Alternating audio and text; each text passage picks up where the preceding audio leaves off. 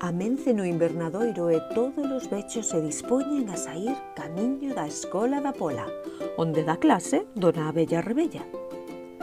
Así comeza o que ninguén imagina que será un día inesquecible. Por primeira vez Caracol cara de col enfróntase a un dos seus maiores medos: saír fora do invernadoiro e internarse na descoñecida horta. Que perigos atopará Caracol cara de col?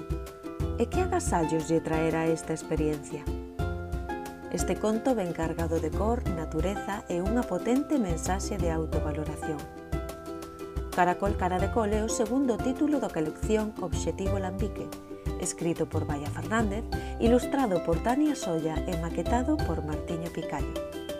Unha historia que, ademais de facilitar a lectura a persoas con dislexia, pretende promover o amor pola lingua e a natureza, achegando consigo unha valiosa aprendizaxe emocional.